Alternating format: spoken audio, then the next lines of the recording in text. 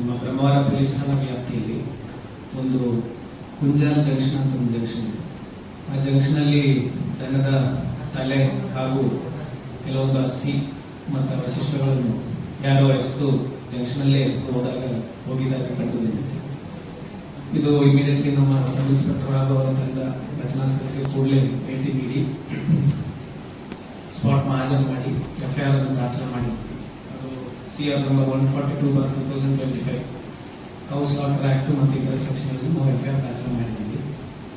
ಉಡುಪಿ ಜಿಲ್ಲೆ ಹಾಗೂ ಇತ್ತೀಚಿನ ದಿನಗಳಲ್ಲಿ ಕರಾವಳಿಯಲ್ಲಿ ಸುಮಾರು ಕೋಮು ಸಂಬಂಧಪಟ್ಟ ಹಾಗೆ ಸೆನ್ಸಿಟಿವಿಟಿ ಜಾಸ್ತಿ ಇರೋದ್ರಿಂದ ಈ ಪ್ರಕರಣವನ್ನು ತುಂಬಾ ಗಂಭೀರವಾಗಿ ಪರಿಗಣಿಸಿ ನಮ್ಮ ಡಿವೈಎಸ್ಪಿ ಉಡುಪಿ ಪ್ರಭು ಹಾಗೂ ಇಬ್ಬರು ಜನ ಅಡಿಷನಲ್ ಎಸ್ಪಿಗಳು ಹೆಗಡೆ ಹಾಗೂ ಸುಧಾಕರ್ ನಾಯಕ್ ಅವರ ನೇತೃತ್ವದಲ್ಲಿ ಸರ್ಕಲ್ ಇನ್ಸ್ಪೆಕ್ಟರ್ ಅವರ ನೇತೃತ್ವದಲ್ಲಿ ಒಂದು ತಂಡ 4 ಜನ ಸಬ್ ಇನ್ಸ್ಪೆಕ್ಟರ್ಸ್ ಅಶೋಕ್, ಸುದರ್ಶನ್, ಪುನೀತ್, ಪ್ರಸನ್ನ 4 ಜನ ಸಬ್ ಇನ್ಸ್ಪೆಕ್ಟರ್ಸ್ ನಿನ್ನೆ ಮನೆ ರಾತ್ರಿ ಘಟನೆ ಆಗಿದ್ದರಿಂದ ತುಂಬಾ ಪ್ರಯತ್ನ ಪಟ್ಟು ಸುಮಾರು ಸಿಸಿಟಿವಿಗಳನ್ನು ಸುತ್ತಮುತ್ತ 3-4 ಕಿಲೋಮೀಟರ್ ಸುತ್ತ ಇರುವಂತಹ ಸಿಸಿಟಿವಿಗಳನ್ನು ಪರಿಶೀಲಿಸಿ ಮತ್ತೆ ಆ ಏರಿಯಾದಲ್ಲಿ ಈ ತರ ಅಫೆನ್ಸಸ್ ಮುಂಚೆ ಮಾಡಿರೋದ್ರ ಬಗ್ಗೆ ಮಾಹಿತಿಯನ್ನು ಕಲೆ ಹಾಕಿ ಇವತ್ತು ಈ ಪ್ರಕರಣದಲ್ಲಿ ಸುಮಾರು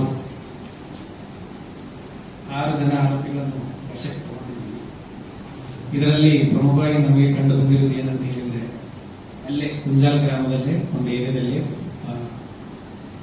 ರಾಮಣ್ಣ ಎಂಬ ಪ್ರಮುಖ ಆರೋಪಿ ಅವರು ಕೇಶವ ಅಂತ ಹೇಳಿ ಇನ್ನೊಬ್ಬ ಕಡೆಯಿಂದ ದನವನ್ನು ಒಂದು ಸಂದೇಶ್ ಎಂಬವರ ಸ್ವಿಫ್ಟ್ ಗಾಡಿ, ಆರೆಂಜ್ ಸ್ವಿಫ್ಟ್ ಗಾಡಿಯಲ್ಲಿ ರಾತ್ರಿ ಸಾಗಾಟ ಮಾಡಿ ಅಲ್ಲಿ ಆ ಏರಿಯಾದಲ್ಲಿ ಸ್ವಲ್ಪ ಪಾರಿತರ ಏರಿಯಾ ಈ ಸೈಡ್ ಅಲ್ಲಿ ಪ್ರಸಾದ್ ಮತ್ತೆ ನವೀನ್ ಮತ್ತೆ ರಾಮಣ್ಣ ಇವರು 3 ಜನ ಸೇರಿ ಈ ದನವನ್ನು ಕಡ್ದು ಮಾಂಸ ಕನ್ವರ್ಟ್ ಮಾಡಿ ಅದರದ್ದು ಅವಶಿಷ್ಟಗಳನ್ನು ದೂರ ಎಲ್ಲ ತಗೊಂಡೋಗಿ ಡಿಸ್ಪೋಸ್ ಮಾಡಕ್ಕೆ ಹೋಗೋ ದಾರಿಯಲ್ಲಿ ಅದನ್ನು ಅವರು ಗಾಡಿಯಿಂದ ಬಿದ್ದು, ಸ್ಕೂಟರಲ್ಲಿ ಹೋದಾಗ ಗಾಡಿಯಿಂದ ಬಿದ್ದು ದಾರಿಗೆ ಬಿದ್ದದು ಆ ಜಂಕ್ಷನ್ ಅಲ್ಲಿ ಆಗಿದೆ.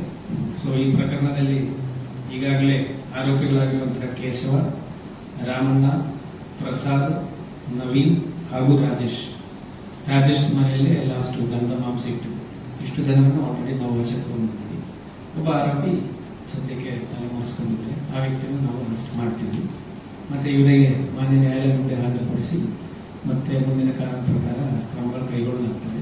ಈ ಘಟನೆಗೆ ಬಳಸಿರುವಂತಹ ಸ್ಕೂಟಿ ಗಾಡಿ ಹಾಗೂ ಕಾರ್ 2 ಗಾಡಿಗಳನ್ನು ನಾವು ವಶಕ್ಕೆ ತಗೊಂಡಿದ್ದೀವಿ.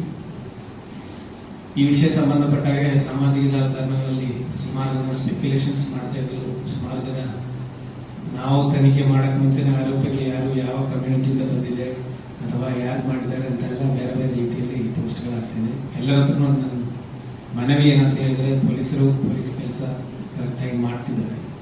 ಹಾಗಾಗಿ ಸೋಷಿಯಲ್ ಮೀಡಿಯಾದಲ್ಲಿ ಈ ತರ ವಿಚಾರಗಳಲ್ಲಿ ಅದು ಈ ತರ ಸೆನ್ಸಿಟಿವ್ ಆಗಿರುವಂತಹ ಮ್ಯಾಟರ್ಗಳಲ್ಲಿ ಉನ್ನತ ಅಭಿಪ್ರಾಯಗಳು ಮತ್ತು ಬೇರೆ ಬೇರೆ ರೀತಿಯಲ್ಲಿ ದ್ವೇಷ ಉಂಟು ಮಾಡುವ ರೀತಿಯಲ್ಲಿ ಪೋಸ್ಟ್ಗಳು ಮಾಡಬಾರದು ಅಂತ ನಾನು ಎಲ್ಲರ ಹತ್ರ ಮನವಿ.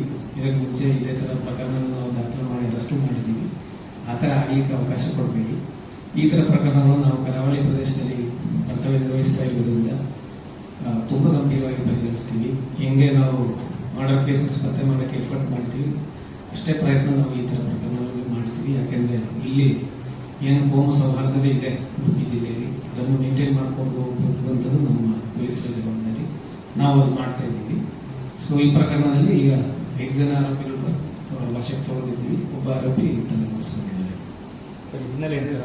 ಪ್ರಕರಣದ ಹಿನ್ನೆಲೆ ಏನು ಇಲ್ಲ, ಎಲ್ಲರೂ ಇವರೆಲ್ಲ ಮೇಸ್ತ್ರಿ ಕೆಲಸ ಮತ್ತೆ ಡ್ರೈವರು ಈ ತರ ಮಾಮೂಲಿ ಕೆಲಸಗಳು ಮಾಡ್ತಿದ್ದಾರೆ. ಅವ್ರಿಗೆ ಯಾರಿಗೂ ಕ್ರಿಮಿನಲ್ ಹಿನ್ನೆಲೆ ಇಲ್ಲ.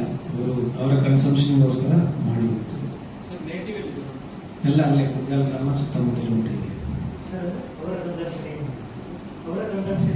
ಅವರ ಕನ್ಸಂಪ್ಷನ್ ಒಂದು ಇವರಿಗೆ ಹೇಳಿದ ಪ್ರಕಾರ 45ರಿಂದ 50 kg ಇತ್ತು. ಆ ಏರಿಯಾದಲ್ಲೇ ನಾವು ನಮ್ಮಷ್ಟಕ್ಕೆ ಕನ್ಸ್ಯೂಮ್ ಮಾಡೋದು ಅಂತ ಉದ್ದೇಶ, ಆಮೇಲೆ ಮಾರಾಟ ಮಾಡೋಕೆ ಉದ್ದೇಶ ಅಂತ ಮತ್ತೆ ತನಿಖೆಯಲ್ಲಿ ತಿಳ್ಕೊಬೇಕಾಗ್ತದೆ. ಬಟ್ ಪ್ರಥಮ ದೃಷ್ಟಿ ಅವರ ಕನ್ಸಂಪ್ಷನ್ಗೆ ಮತ್ತೆ ಆ ಏರಿಯಾದಲ್ಲಿ ಬೇರೆ ಯಾರು ಕನ್ಸ್ಯೂಮ್ ಮಾಡೋದಿದ್ರೆ ಅವರಿಗೆ ಕೊಡೋ ಉದ್ದೇಶ ಬಂದಿತ್ತು.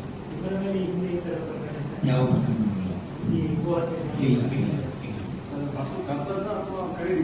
ಇಲ್ಲ, ಖರೀದಿ ಮಾಡಿದಲ್ಲಿ ಅವರು ಕೇಶವ ಎಂಬರ ಮನೆಯಲ್ಲಿ 1.5 ವಯಸ್ಸಿನ ಹಸು ಅದು ಅವರಿಗೆ ಮ್ಯಾನೇಜ್ ಮಾಡೋಕ್ಕಾಗ್ತಿಲ್ಲ, ಮತ್ತೆ ಅದಕ್ಕೆ ಸಾಕ್ಲಿಕ್ಕೆ ಆಗಲ್ಲ, ನೀವು ತಗೊಂಡೋಗಿ ನೀವು ಕನ್ಸ್ಯೂಮ್ ಮಾಡ್ತಿದ್ರೆ ಕನ್ಸ್ಯೂಮ್ ಮಾಡಿ ಅಂತ ಹೇಳಿ ಅವ್ರಿಗೆ ಹ್ಯಾಂಡ್ ಓವರ್ ಮಾಡಿಕೊಡಿ.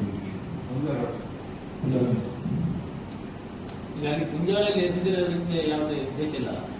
ಇಲ್ಲ, ನಾವು ತನಿಖೆದು ಪ್ರಥಮ ಹಂತದಲ್ಲಿ ಈ 2 ಪಾಸಿಬಿಲಿಟೀಸ್ ಯೋಚನೆ ಮಾಡಿದ್ದೀವಿ.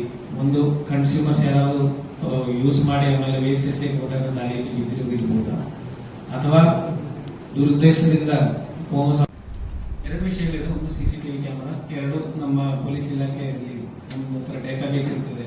ಒಂದೊಂದು ಏರಿಯಾದಲ್ಲಿ ಈ ತರ ಕೆಲಸಗಳು ಮಾಡುವಂಥದ್ದು ಮತ್ತೆ ಆ ಏರಿಯಾದಲ್ಲಿ ಮಾಡಿರುವಂಥದ್ದು ಇದಕ್ಕೆ ಮುಂಚೆ ಆ ತರ ವ್ಯಕ್ತಿಗಳು ನಮ್ದು ಕ್ರೈಮ್ ಸಸ್ಪೆಕ್ಟ್ಸ್ ಆಗಿ ಆ ದಾರಿಯಿಂದ ಇಂಟ್ರೋಗೇಷನ್ ಮಾಡ್ತಾರೆ.